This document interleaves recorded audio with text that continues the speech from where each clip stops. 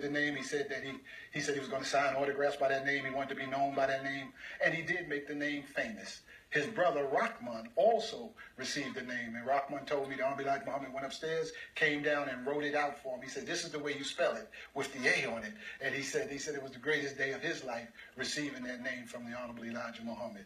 And so, yes, Muhammad Ali, once he accepted the teachings of the Honorable Elijah Muhammad, he was, when they do the bio about him being born from Cassius Marcellus Clay Sr. and Odessa Clay from the 300 block of Grand Avenue in Louisville, Kentucky, all of that is good. But he accepted the teachings of the Honorable Elijah Muhammad and became Muhammad Ali, and that's when he really began to take off. When did you first become aware of Muhammad Ali?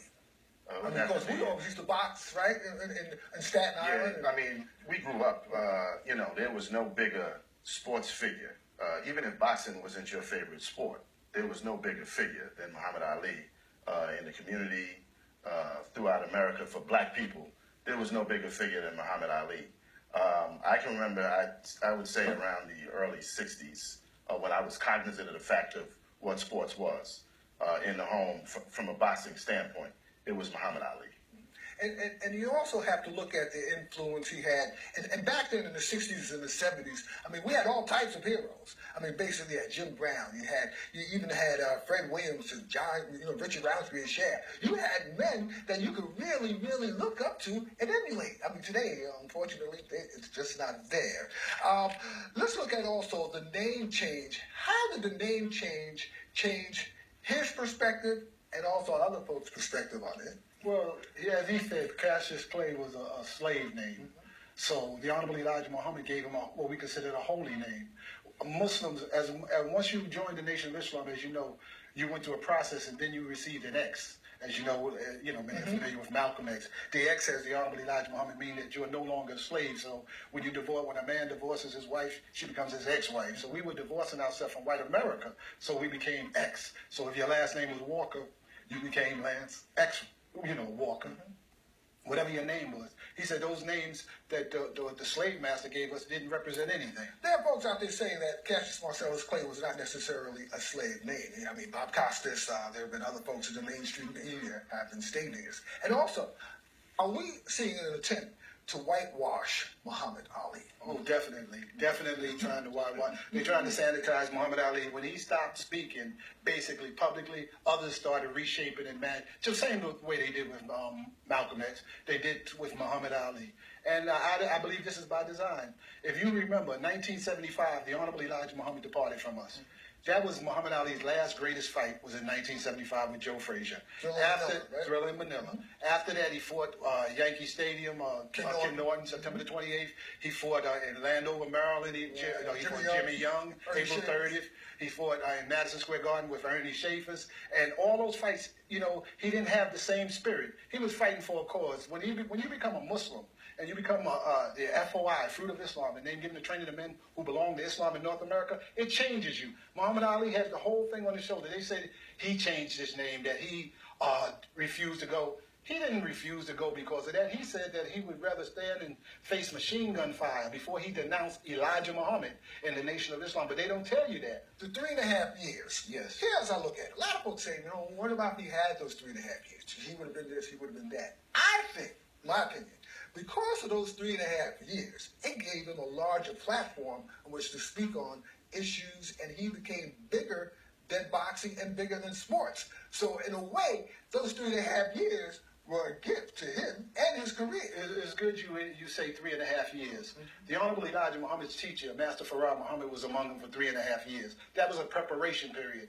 Muhammad Ali, during that 3.5 years, married Sister Belinda, who became Sister Khalil Ali during that time in August of '67. He married Sister Belinda. So his perspective, once you get married, he had his daughter, Maymay, in '68.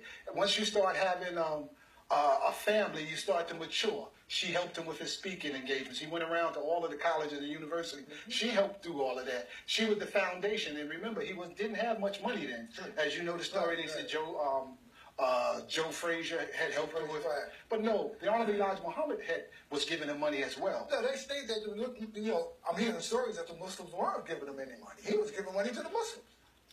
We have it, and you can go on YouTube, and from his own words, Muhammad Ali said, I owe them money. the Honorable Elijah Muhammad was giving him money and helping him. That's why he took the name back temporarily when he went before the public and said the only way he would go back to boxing is because he wanted to get a little money. And the Honorable Elijah Muhammad said that you saying that Allah was not sufficient enough to take care of you. And I believe personally, and I know it's not a popular thing to say, but I believe that Muhammad Ali received a chastisement when you saw him trembling and going through all of that. And I love Muhammad Ali. This was my hero. I named my son after Muhammad Ali. My wife had to say she has the same birthday with Muhammad Ali. He was very instrumental. He said he was being also punished by Allah because of his, refusing. Once when you make a covenant with God, when you write a Savior's letter, you make a covenant with him. He accepted the teachings of the Honorable Elijah Muhammad, and then he turned his back. As soon as the Honorable Elijah Muhammad departed, there was others wrangling, pulling him in different directions, and they pulled him away. I asked his brother Rahman about a year and a half ago. I said, are any Muslims around your brother now? He couldn't think of one. So he's being sanitized. His present wife, the photographer who they said is his best friend, none of them are Muslims. They're not Muslims. This ceremony that they're giving tomorrow or Friday, that's not a Muslim funeral. When did you first become? We met Muhammad Ali. Tell us about that. Yeah, well, we met Muhammad Ali. It was 1973, I believe. It was like July. Yep. You stayed with me the whole day we waited outside the whole day to meet Muhammad The Ali. Paramount Theater, Staten Island. Paramount Theater, Staten Island, Bay Street.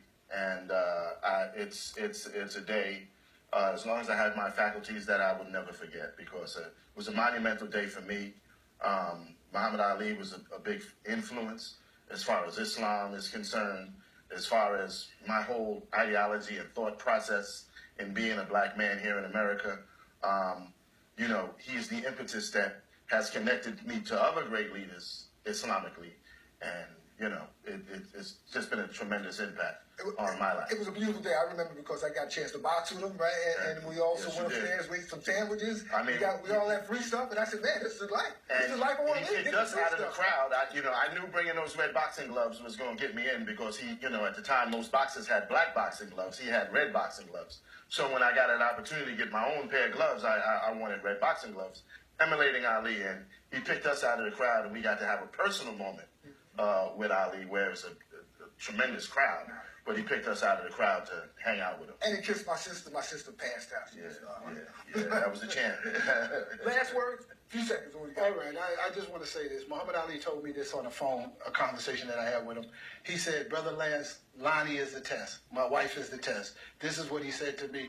I believe, he said that she didn't want, or she was preventing them from seeing his children. I want to see my children, he said. This is what he said. So you can take it for whatever it is. You can say it's Parkinson. Maybe that did contribute to it, but there was other things that's involved in it. And that's my personal opinion. Spiritual forces. See the picture of Abdul-Jabbar, Minister Farrakhan, Muhammad Ali, and Joe Texan. I got you. That's right. All right. All Muslims. All right, cool.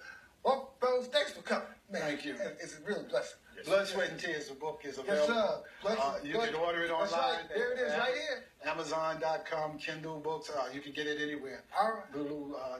All right. Thank you, brother. Thank you. All right. Salam alaikum. Wa alaikum salam. All right. Coming up, co-authors of the new play called Seen by Everyone. But first, from B-side, here is Maurice Better Brown.